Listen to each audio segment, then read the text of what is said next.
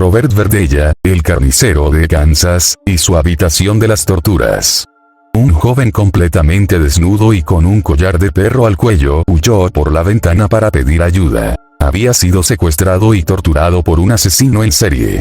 Varios vecinos auxiliaron a Bryson que, con una pierna rota tras el salto, contó a la policía las vejaciones sufridas a manos de un desconocido durante 3 días.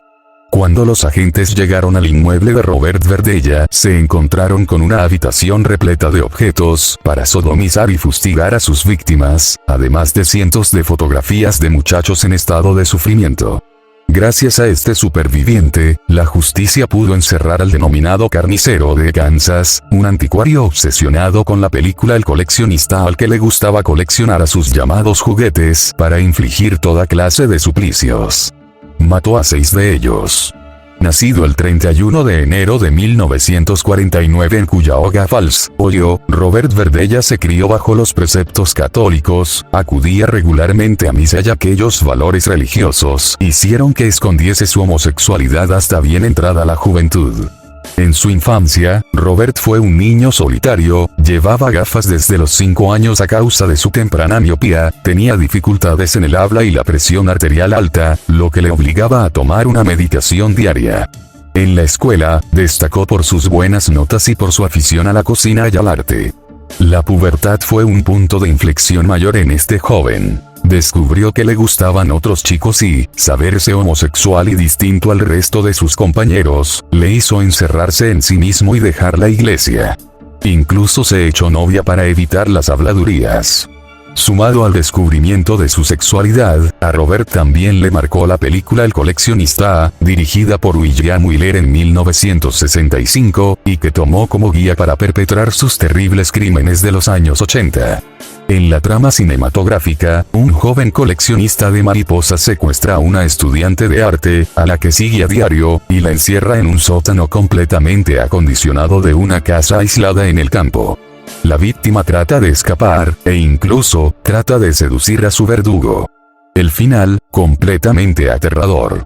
A los 18 años, Robert decidió estudiar artes en el Kansas City Art Institute, pero en vez de acudir a clase empezó a experimentar con las drogas y el alcohol y a vender estupefacientes. Fue arrestado por posesión y venta, aunque nunca lo sentenciaron.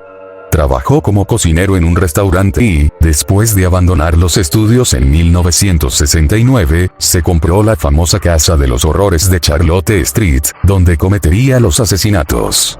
A lo largo de la siguiente década, Robert se convirtió en un buen chef, se involucró en su comunidad formando parte de la patrulla vecinal, y salió del armario.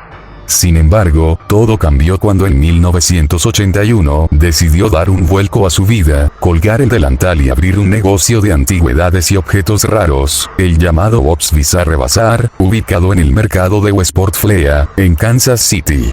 De la noche a la mañana, Robert vendía falsos cráneos, pendientes con dientes humanos, lámparas de lava, incienso y multitud de parafernalia esotérica. Pese a este repentino giro en su vida, nadie sospechó de aquel extraño comercio de su dueño. Sus vecinos siempre vieron en Robert a un hombre inofensivo.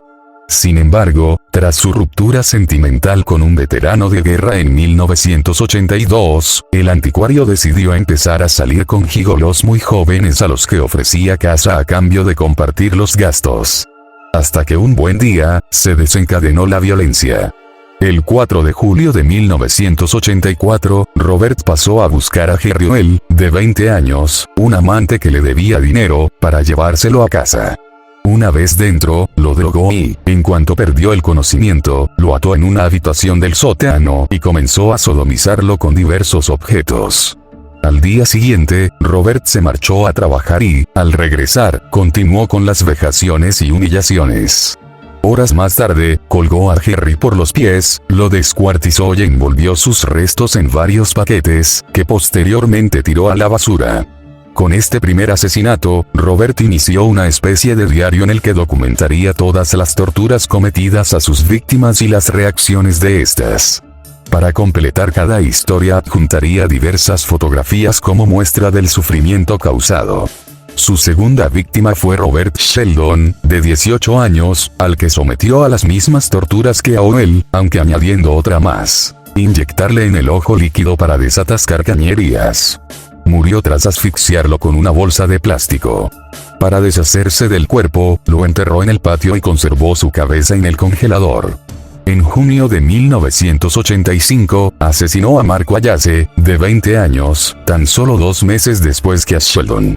En esta ocasión, el criminal sumó las descargas eléctricas al resto de suplicios. Llegado el mes de septiembre de ese mismo año, Robert mató a James Ferris, también de 20 años, y en junio de 1986 a Todd Stops, quien previamente había avisado a la policía de las sospechosas desapariciones de los amantes de Verdella. Parece ser que este muchacho, de 21 años, fue martirizado de una forma aún más brutal durante semanas. Le hizo fisting, además de inyectarle limpiador de tuberías en los ojos y las cuerdas vocales. Todd murió un mes después.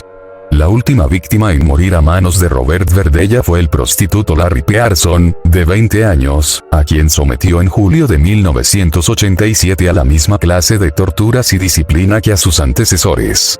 Después de 6 semanas esclavizándolo, lo mató de una severa paliza cuando la víctima trataba de escapar. El asesino también decidió conservar su cabeza y meterla en el congelador junto a la de Sheldon.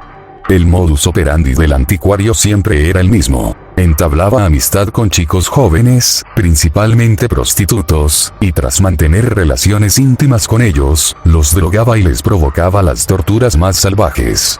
Su intención siempre era alargar lo máximo posible el dolor, de ahí que se tomase su tiempo para hacer realidad sus sádicas fantasías y que lo apuntara todo en su cuaderno de bitácora. Tras 6 hombres asesinados, llegó el único superviviente. Chris Bryson logró escapar de su cautiverio y denunciar los crímenes de Verdella. Todo sucedió a finales de marzo de 1988 cuando Chris se despertó atado a una cama en el sótano de la casa de Robert, después de ser golpeado en la cabeza. Sin posibilidad de defenderse, el muchacho se vio con un collar de perro al cuello y siendo torturado de múltiples formas.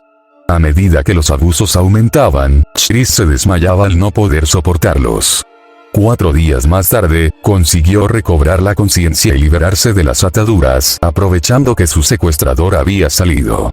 La víctima no encontró otro modo de escapar que saltar por la ventana y pedir ayuda a los vecinos. En cuanto estuvo a salvo, Chris detalló el horror vivido en aquel sótano y varios agentes se personaron en la casa. Tan pronto como la policía registró la vivienda, se topó con una habitación con toda clase de objetos y dispositivos de tortura, cuerdas, cables eléctricos y jeringuillas, además de una colección de más de 200 fotografías de hombres desnudos en estado de tortura y sufrimiento. También localizaron el cuaderno con los macabros detalles de cada víctima, las cabezas de 2 de ellas y los restos de otras 2 enterradas en el jardín. Ante tales evidencias probatorias y el testimonio del único superviviente, Robert Verdella fue acusado de 6 asesinatos, de 7 delitos de sodomía, y del secuestro e intento de homicidio de Chris Bryson. Durante el juicio, celebrado en diciembre de 1988, el acusado llegó a un acuerdo con la fiscalía. Se declara culpable a cambio de una confesión pormenorizada de los asesinatos. Aquello le salvaría de morir en la silla eléctrica, porque el tribunal lo acabó sentenciando a cadena perpetua, pese a los 3 días de declaración y las 700 de páginas con todos los detalles de los crímenes. Previamente a que ingresara en la cárcel de por vida, el carnicero de Kansas, como lo apodó la prensa norteamericana, creó un fondo con $50,000 para las familias de los asesinados. Era su forma de demostrar que era una buena persona a pesar de sus malos actos. El 8 de octubre de 1992, Robert Verdella moría de un ataque al corazón en la prisión estatal de Jefferson City, aunque hubo rumores de que en realidad fue envenenado. Nunca se probaron. Con su muerte, este peligroso asesino en serie se llevó a la tumba el lugar donde se deshizo del resto de sus víctimas y sus familiares jamás pudieron darles sepultura. Gracias por el apoyo obtenido estos días, espero puedan ir también a mi canal en YouTube, ya que hay 2 videos que por normas de TikTok no puedo subir aquí, y temo por perder la cuenta. Te dejo el link en la descripción, y en los comentarios. Gracias por el apoyo.